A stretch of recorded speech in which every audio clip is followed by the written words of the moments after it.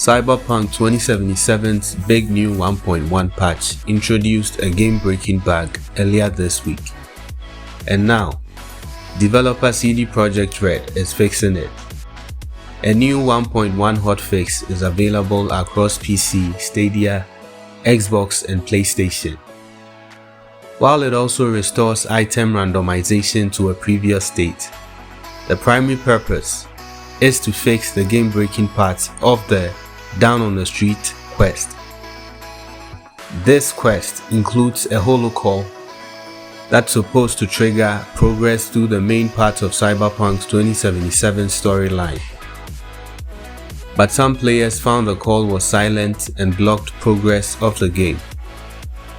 CD Projekt Red published a workaround after a few hours and has now followed up with a hotfix after the problem was spotted earlier this week. Cyberpunk 2077 has been plagued by bugs since its release on December 10th, and this marks the fourth hotfix release to quickly fix problems. Most of the bugs and issues haven't been game-breaking like this one, and it's encouraging to see CD Projekt Red fix the problem after just a few days.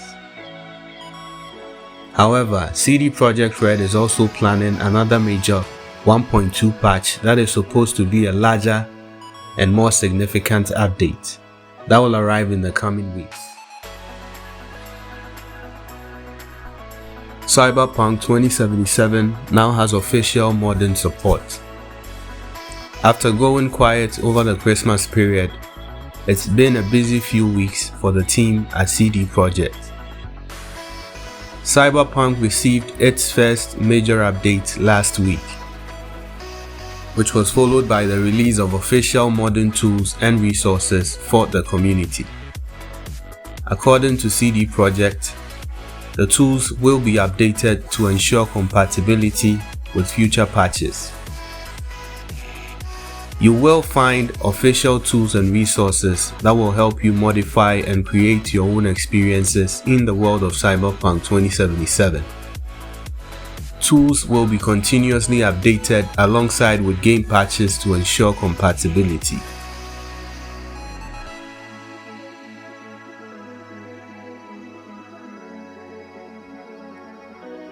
CD Projekt Red bans Cyberpunk 2077 Keanu Reeves sex mode. An article by GameSpot reveals that a mod that allowed players to sort of have sex with Keanu Reeves' character Johnny Silverhand in Cyberpunk 2077 has already been disabled by CD Projekt Red. The mod, created by modder Catmino and hosted on Nexus Mods, allowed players to swap skin textures onto different models in the game. By swapping Johnny Silverhand's skin texture onto one of the robot sex workers, i.e. Joy Toys, around the Night City, players could have sex with what looked like Silverhand. Swapping textures would do nothing for the robot's voice and they remained clothed, so the mod wasn't exactly a great replica, but it garnered enough attention to be reported on Eurogamer earlier today. Soon after that post was published, the mod was removed from Nexus. In a statement to PC Gamer on why the mod was removed, CD Projekt Red said, and I quote, "Our most important rule regarding user-generated content, game mods in particular, is that it can't be harmful towards others. In the case of model swaps, especially those that involve explicit situations, it can be perceived as such by the people who lent us their appearance for the purpose of creating characters in Cyberpunk 2077. End of quote. Basically, they don't want modders putting Keanu into NSFW situations he didn't sign on for. CD Projekt Red went on to state, and I quote, "Therefore, When making fan content, creators have to make sure they've got permission from all the concerned parties, which might be people other than CD Projekt Red. For the characters we've invented for the game, we broadly permit you to tweak the game at will and just have fun. When it comes to models of real people whom we've asked to participate in the game, we kindly ask you to refrain from using them in any situation that might be found offensive if you don't have their explicit permission. Cyberpunk 2077 players are getting refunds, and some don't even have to send the game back. It's still not clear why and how many people still have access after getting their money back. But we know that people who bought the console versions of CD Projekt's Cyberpunk 2077 are seemingly being allowed to keep the game even after they've been refunded. That's according to Vice, which reports that consumers who requested a refund for the disastrous console versions of the eagerly anticipated but somewhat broken RPG have been given their money back, largely via PayPal, but still have access to the eagerly anticipated but somewhat broken RPG.